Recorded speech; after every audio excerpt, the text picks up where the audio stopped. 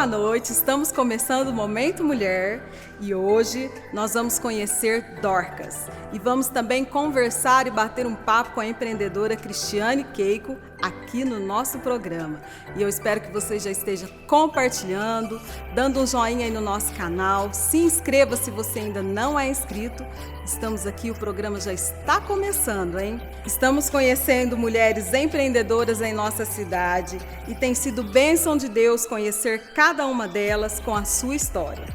E já para nós começarmos aqui, já vai pegando a sua Bíblia que eu tenho uma palavra para o seu coração. Espero você.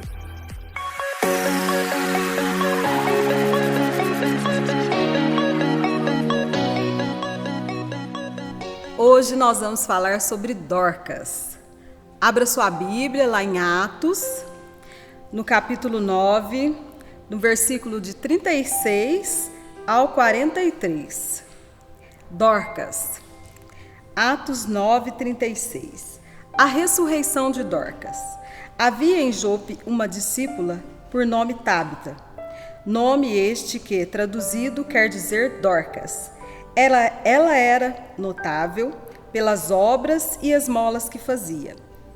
Ora, aconteceu naqueles dias que ela adoeceu e veio a morrer. E depois de a lavarem, puseram-na no cenáculo.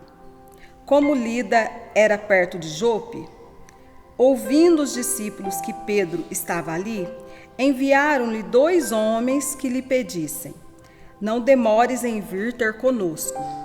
Pedro atendeu e foi com eles.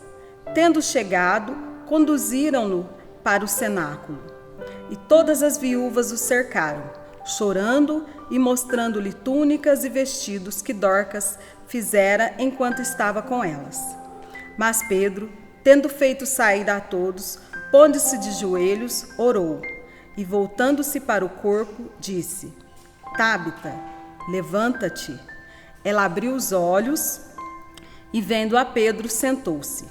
Ele, dando-lhe a mão, levantou-a e, chamando os santos, especialmente as viúvas, apresentou-a viva. Isto se tornou conhecido por toda a Jope, e muitos creram no Senhor. Pedro ficou em Jope muitos dias, em casa de um curtidor chamado Simão. Minhas irmãs, aqui no Novo Testamento, nós vemos que os milagres aconteceram e está cheio de milagres sobrenaturais. Muitos dos milagres desafiam a lei da física, a lei da natureza, a lei da medicina. E ainda com Tábita não foi diferente. E com Dorcas, aconteceu os milagres que rompem a lei da morte. Sua história está registrada aqui em Atos, no capítulo 9. É uma história de milagre, devoção e dedicação. Dorcas, também chamada de Tábita, que significa gazela. No grego, Dorcas, traduzindo para o aramaico, Tábita. Ambos significam gazela e era um nome muito feminino, afetuoso, usados pelos gregos e judeus. A ressurreição de Dorcas foi o primeiro milagre de ressurreição realizado através do ministério de um apóstolo, Simão Pedro. Ela é chamada de discípula. Ela era uma mulher cristã, genuína e fiel, crente em Jesus Cristo. Ela morava na cidade de Jope, uma cidade portuária que ficava a pouco mais de 55 quilômetros de Jerusalém. Então era uma cidade que tinha porto, recebia muitas pessoas. Os homens daquela cidade sempre estavam viajando de barco, trabalhavam no barco e navios.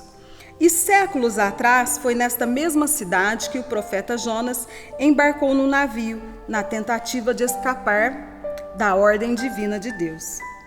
Atualmente na região de Jope, da antiga Jope, está a cidade de Jafa, ao sul de Tel Aviv.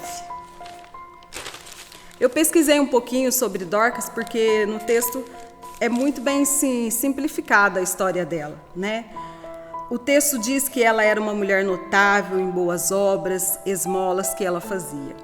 Isso significa que ela cuidava dos pobres, ela era bondosa, compassiva, cuidava das viúvas, ela procurava obedecer os mandamentos de Deus, amando o próximo e cuidando dos necessitados. Ela costurava túnicas e vestidos para viúvas. Então nós vemos aqui que ela tinha uma profissão, ela era costureira. E o interessante aqui no texto bíblico é que não mostra que ela fazia aquilo para ter uma renda, mas sim para abençoar vidas, para abençoar as pessoas. Dorcas não realizava boas obras para ser salva, mas ela praticava boas obras porque ela era salva. As boas obras caracterizam a fé salvadora e não o contrário. A Bíblia diz que ela adoeceu e morreu. Nada fala sobre a sua enfermidade ou até mesmo a sua idade. Sua morte causou grande comoção entre as pessoas de Jope. Os crentes daquele lugar saíam à procura de Pedro na esperança de um milagre. Crer que através dos apóstolos Jesus realizaria o milagre da ressurreição na vida de Dorcas.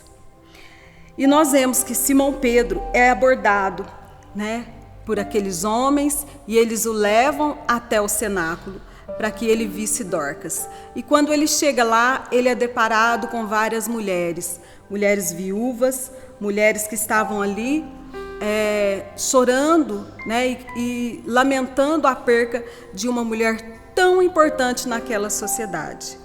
Porque Dorcas, o que ela fazia não era simplesmente doar alguma coisa, ela distribuía o seu tempo, ela dava a sua vida, os seus afazeres em prol do outro.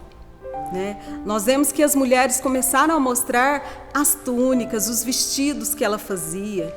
E nós vemos também que ali tinha muito carinho, muito afeto, Ela fazia tudo com muito amor.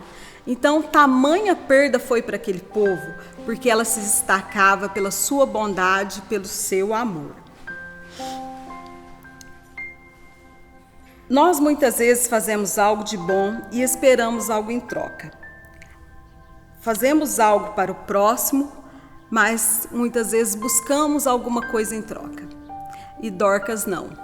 Nós vemos aqui que o que ela fazia para o próximo, ela não esperava nada em troca.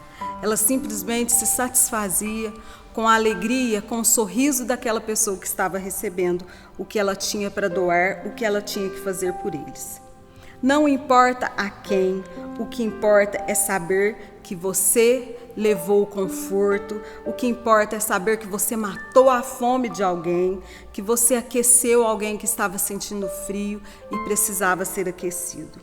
O apóstolo estava naquela cidade vizinha de Lida, que fica a 16 quilômetros dali. E ele foi até Jope e aconteceu que ele fez aquele milagre. Notamos que a fé foi o que impulsionou aquele povo a procurar por Pedro. A fé daquele povo, a fé em Jesus que eles tinham, que foi com que eles buscassem a Pedro, fossem atrás de Pedro para que ressuscitasse Tábita. Nossa fé deve ser um instrumento da busca por aquilo que nós precisamos. Somente uma palavra foi necessária. Ele não ficou lá falando, fazendo sermões enormes, não. Ele pediu que todos saíssem e ele ficou só com Tábita. E ele disse: Tábita, levanta-te. Tabita cume, que quer dizer Tábita, levante. E ela se levanta. A notícia da sua ressurreição percorre toda a cidade de Jope. Muitos creram no Senhor Jesus através do ministério de Pedro, através desse milagre que Pedro fez com Dorcas. E isso significa que aquelas pessoas entenderam que pela ação do Espírito Santo, o poder que ressuscita Tábita não vem do apóstolo, mas vem de Jesus Cristo, do nosso Senhor e Salvador. Portanto, foi Cristo quem recebeu a glória em Jope. Todos ficaram maravilhados, todos creram em Jesus. Será que nossas ações transmitem a glória de Jesus? Será que aquilo que nós fazemos está transmitindo Jesus? Será que estamos preparados para receber o milagre e glorificar a Jesus? Será que o nome a ser exaltado é o de Jesus? Pense e reflita bem sobre como Dorcas foi um exemplo de mulher, um exemplo de uma mulher que, vamos dizer, Dorcas não era empreendedora. Ela era uma mulher empreendedora. Ela fazia tudo muito bem feito. Só que tem uma diferença. Dorcas ali não estava fazendo para ter uma renda. Ela tinha uma renda boa. Então ela fazia aquilo para quê? Para abençoar vidas, para abençoar outras pessoas. Ela usava o dom que ela tinha para abençoar as pessoas. E isso foi maravilhoso. Tanto que quando Simão Pedro chegou e disse: Tábita, levanta-te, ela se levantou. O milagre ali naquele momento alcançou muitas vidas daquele povo, naquela região. E tem alcançado até hoje o milagre de Tábita. Então eu peço que você reflita, será que nossas ações transmitem a glória de Jesus? Será que estamos preparadas para receber o milagre e glorificar a Jesus? Será que o nome a ser exaltado é o de Jesus? Reflita sobre isso e daqui a pouquinho eu volto com a entrevista com a Cristiane.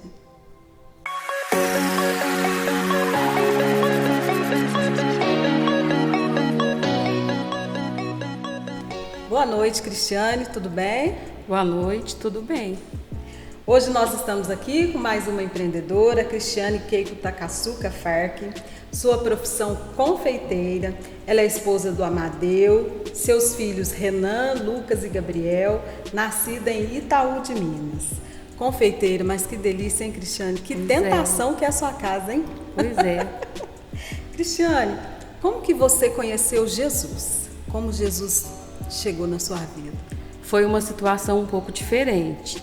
Eu recebi uma visita de um casal de uma outra denominação e eles nos ofereceram um estudo bíblico.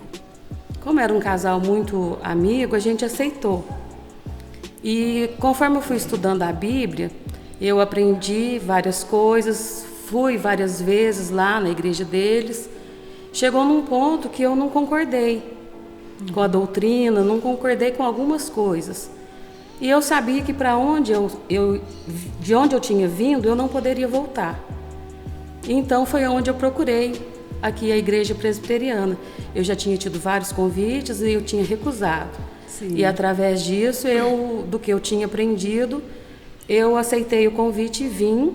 Na primeira vez que eu vim, Jesus já me tocou muito fortemente. Já aceitei Jesus na primeira ocasião e graças a Deus estou na presença de Deus até hoje. Que bênção, hein, Cristiane? E você estava comentando comigo que a sua mãe e mais uma outra moça foi responsável também por estar orando por você ali. Eu tinha uma ajudante que trabalhava na minha casa e ela chamou a minha mãe para fazer uma campanha de oração para a minha vida, porque Deus tinha tocado ela para isso. E eu creio que tudo isso foi já o que eu não concordei, já foi tudo o Espírito Santo falando no meu coração. No seu primeiro impacto, você se deparou com uma denominação que te abriu os olhos de uma certa forma, de onde você estava vindo, né? Me mostrou algumas coisas que eu não tinha o mínimo conhecimento a respeito. E dali para frente você foi estudando e entendendo mais, o Espírito Santo trabalhando na sua vida. Sempre o Espírito Santo falando com a gente. E graças a Deus estou na presença de Deus até hoje. Que maravilha. E veio toda a sua família, Cristiane? Sim, primeiro veio eu com os meus filhos e depois o meu marido, ele não entendia o porquê eu chegava tão feliz na minha casa. Ele veio por curiosidade, para ver o motivo que me fazia tão feliz. Tão feliz. E quando ele veio também, ele já foi impactado e o Espírito Santo já falou com ele nunca mais saiu também. Olha, gente, que lindo, que maravilha. A esposa chegar em casa e o marido já notar aquela diferença, aquela alegria, né? Aquela leveza no olhar, no sorriso, e teve a curiosidade de também procurar onde é que essa mulher encontrou essa felicidade, o que estava ali deixando ela mais feliz.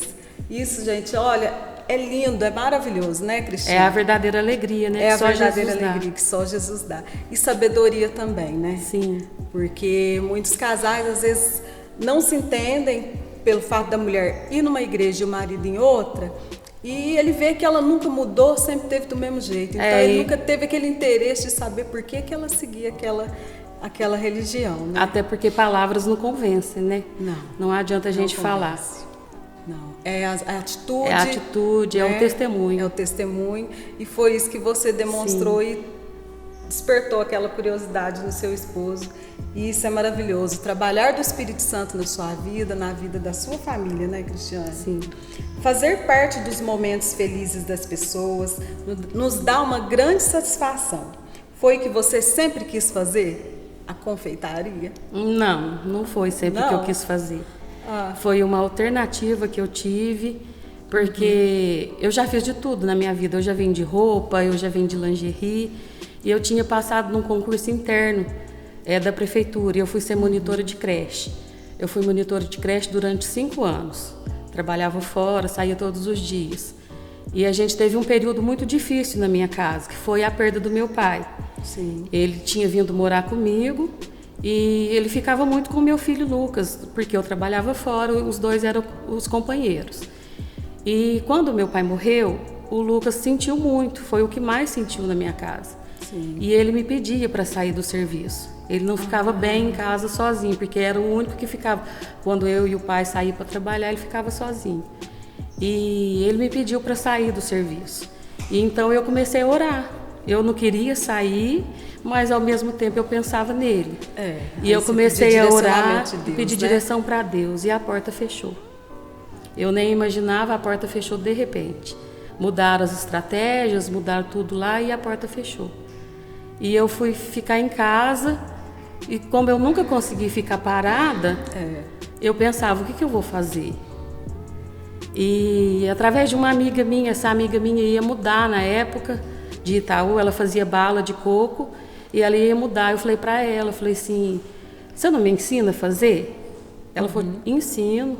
Ela foi na minha casa um dia, uma vezinha só que ela fez, eu já aprendi. Olha só. E comecei a vender as balas. E através de uma coisa foi puxando outra. Eu sempre Deus abrindo as portas, sempre eu orando e sempre Deus abrindo as portas para mim. Eu fiz as balas, uma pessoa falava, por que você não faz doce? Eu fazia docinho, aí chegou no ponto de bolo.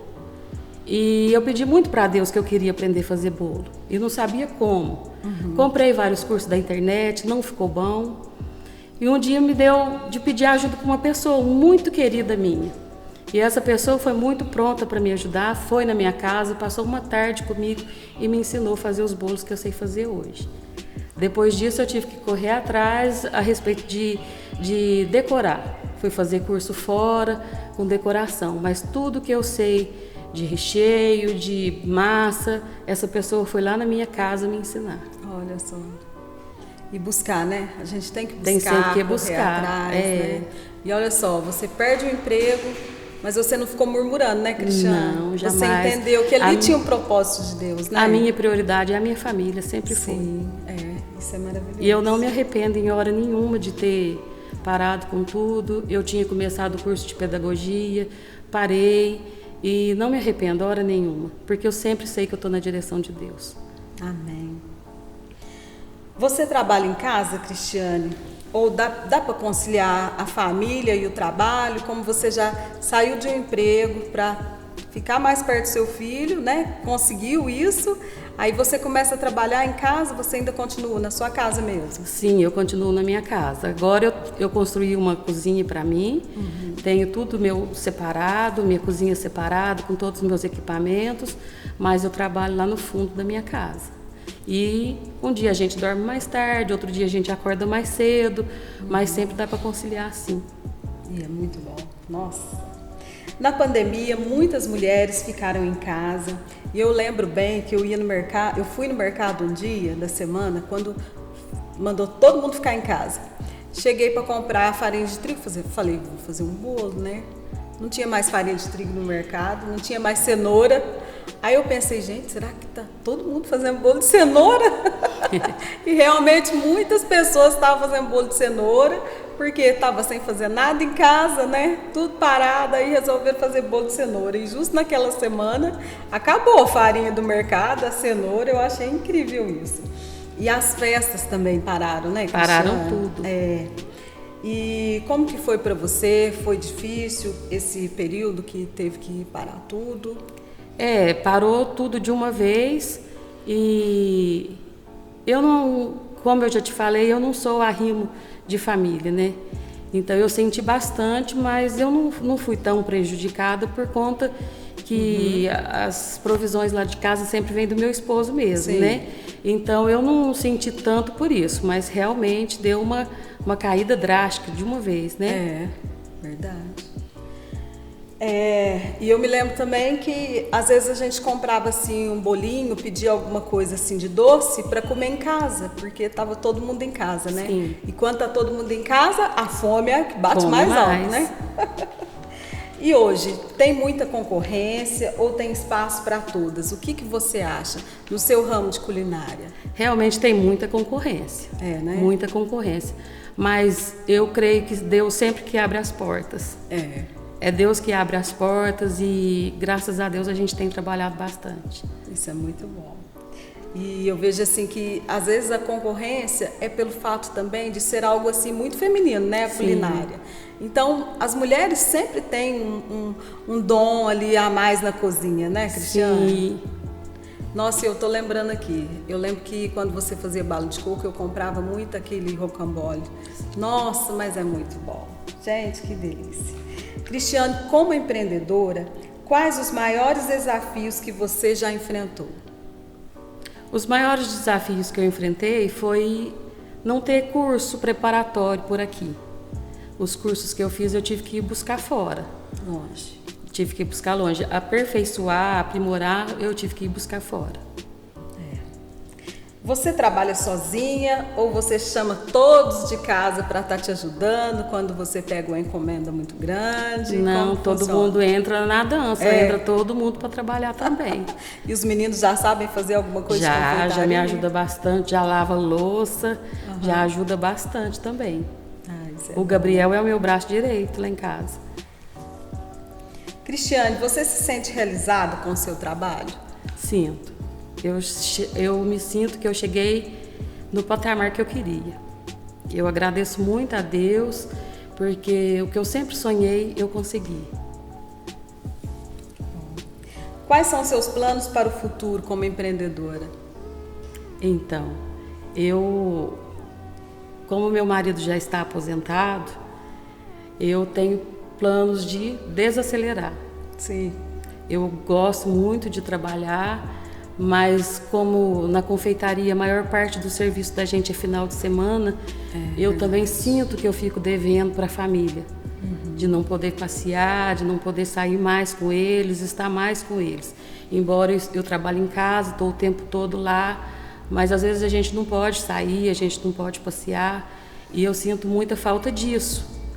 E com 46 anos de idade, a gente para um pouquinho e pensa que a vida passou muito depressa. Passa muito rápido. A vida passa muito rápido.